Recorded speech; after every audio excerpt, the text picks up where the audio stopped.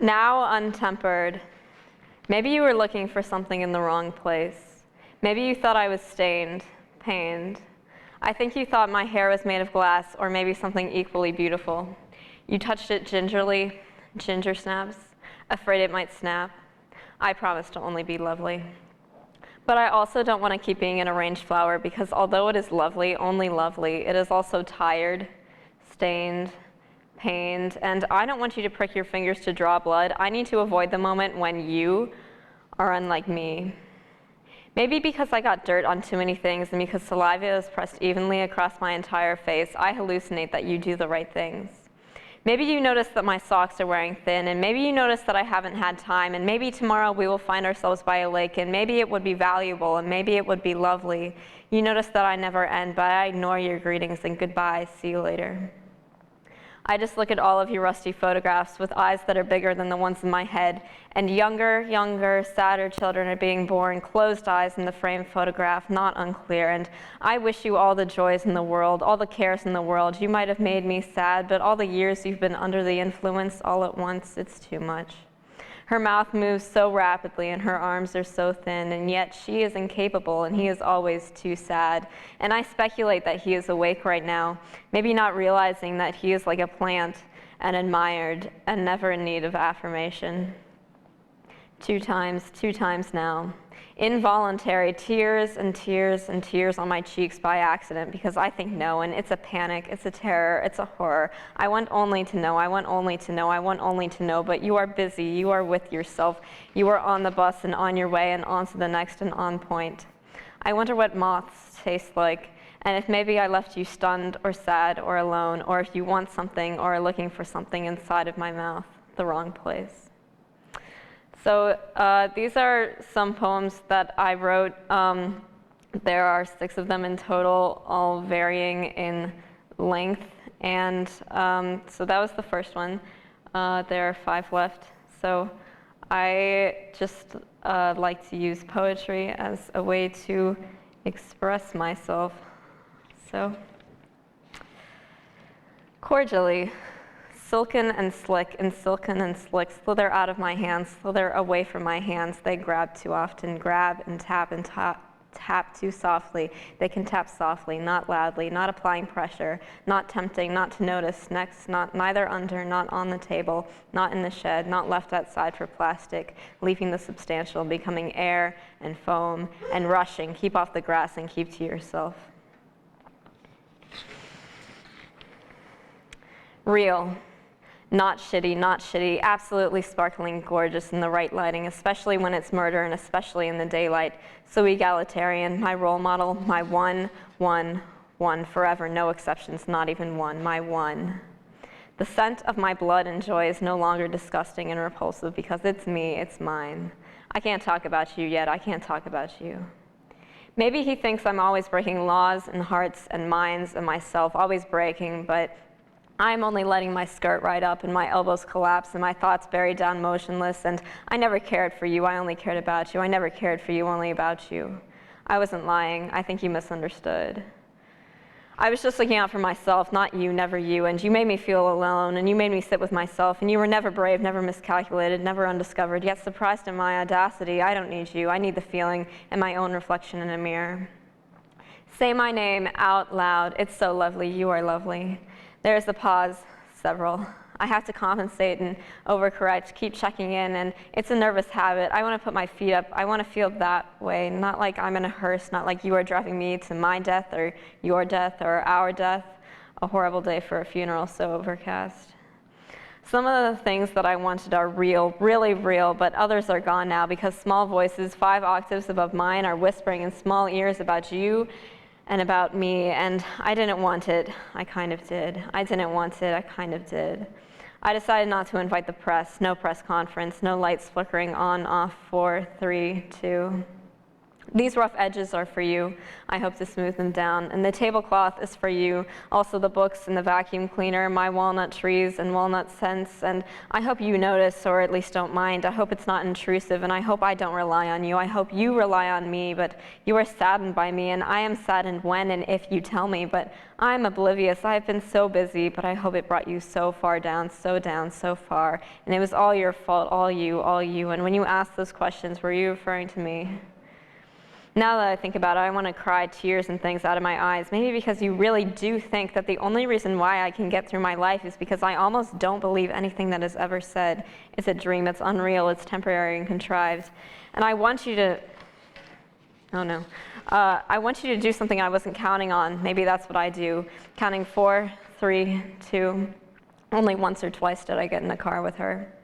She was always beautiful when she didn't open her mouth. Fair features, but unfair, reading and measuring sticks and squeezing hands, squeezing clay, and the closest I've ever maybe been to truly something real, but maybe more exorbitantly false, because I would never subsist and I would never rely.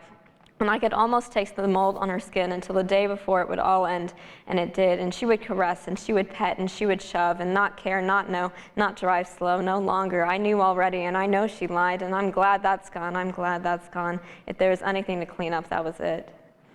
Now just cold and improper and shaky, and I wonder what it's like for you to pick up the phone and what part of your house you were in.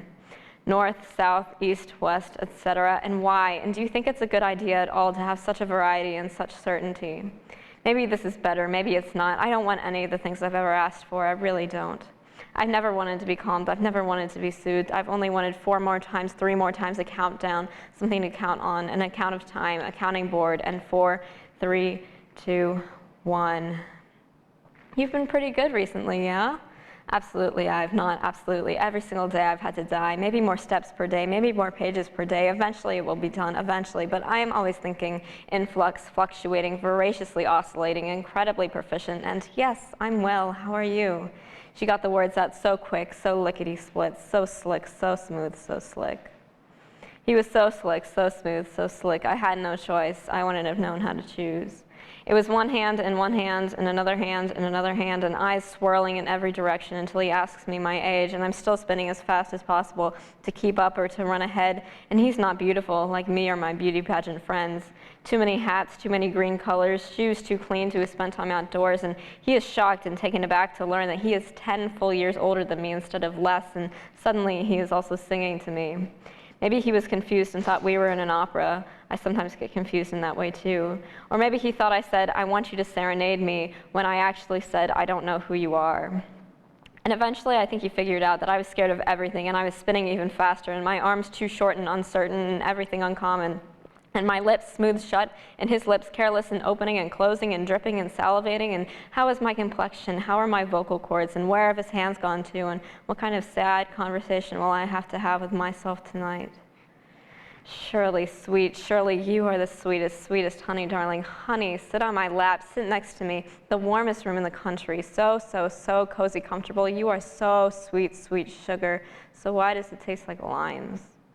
I can never fathom how much, how badly you can misunderstand and yet continue to jumble, let them fall out on me, and it's poor timing and problematic, and now she doesn't talk to you anymore, and now you don't really have any friends at all, and now I couldn't care less. I'm careless, clumsy. I care less and less every day. Not true, not true. Solitary, continuous. What is it like for him to have so many paper cuts healing all at once and so many exact ideas for his hands? Maybe he hasn't accounted for all the blisters he will acquire, and maybe you haven't thought about how often, how horribly often, you will go down the wrong street and it's toothpaste and static cling from here till the end, but not yet, and it will be, I promise it will be. A bed of roses, roses, nothing else for anything. Maybe then sleep would be sweet, enchanting, sorrowful. It's acutely painful, but also beautiful. Thorns and thorns the florist forgot to cut off. She forgot it would hurt, but it does so much. It draws blood, and I bleed out on you accidentally into your sleeves continuously. Blood not clotting, bleeding onto you, beside you, losing blood, losing feeling in my right hand. At least I'm not lost. You are lost. No maps because you thought you had all of geography memorized. Lost. Lost your way, lost your internet connection, lost me, most importantly. It's nothing special. I could be special. I woke up, petals in my hair and such, and there he was again. I'd forgotten what he looked like until I saw the blanketed skin fried husked in a row, 24 in the checkout aisle that he is so accustomed to. I walk in circles, not spinning now, larger circles. I wonder if he will ever try to speak to me in any kind of future. Broken fingernails, probably painful, dirt and bacteria, will ever try to touch my cold skin, meant to indicate that I am lifeless, the life of the party, lifeless. It's a quota I'm filling. If I were ever conscientious, I would truly be more than a rock thrown into a lake, but bountiful, anti-gravity. It's a 3-part harmony in the opening of a lock with a key. Welcome to hell, welcome home. Horizontal. You're looking at me sometimes, and I'm looking at you all times. But hey, why would you want to go with her? Why would you want to care with her? Why would you tolerate the behavior of? Maybe that means you like kids, you want your own kids. I want nothing more than myself. I make myself beautiful, I make myself beautiful. I'm always and eternally blooming, fading, blooming, never sorrowful, never on my knees, never halfway below, never under the table, never taking my time. Yesterday. Maybe it phases in and out, and maybe one is not better and one is not worse, and it's all average. That is my only hope. You wrote some shit, and I said some shit. Between us two, there was some shit and some beauty. I hope it didn't hurt, and I know I wasn't hurt. I hope I don't trouble you in a way that is intentional, only subliminal, only accidental, only a shift in the corner of your eye that makes your blood run quick. Your blood is usually slow. I don't know if I ought to feel like I'm doing something wrong, or if I am making you feel like you are doing something wrong, or if you truly want to die, and if we are more similar than you realize, but not in the right sort of ways, and there is no electrical charge, and there is no end in sight, and there is an unceasing quality to your eyes that shapes boys and saddens girls. Some bees live in trees, as I have learned, inside of them, and they are so small, and at the age of 10, it is easy to be afraid of temporary pain, but it is also easy to be tempted into lying and eating things that aren't edible. So we were jumping or stomping, or it was just you or just me, and the bee inside of the tree was made to move to the outside of the tree, and it's paralyzing, terrifying, inspiring connections and fireworks and first love. Love. If you reject the idea of love at first sight, and you especially ought to, but love can grow vines and leaves and roses and flowers, you must also realize flowers fade, leaves fall, vines twist off, and roses are trampled by too many feet. Nothing immediate is infinite, and nothing gradual is infinite, and nothing is infinite except me, and you are not infinite except you, and my eyes are gradual but not infinite, and your eyes have to be infinite. Tomorrow. Ironically, and at the same time, the knowledge and the number of people throughout the entire earth is infinite, unending, unstopping, and by extension, you have to be infinite, and maybe you are, and maybe you aren't, and it's either way, and maybe it doesn't quite matter either way, and maybe it's both, and maybe you're both, and maybe it's perfect, calculated patterns, but maybe it's random, erratic beauty, and maybe it's both, and both are the same, and maybe both are terrible, both are beautiful, both are what we are doing here, both are unusual, and both result in you staying warm, and me getting out, getting up, getting some. Thank you.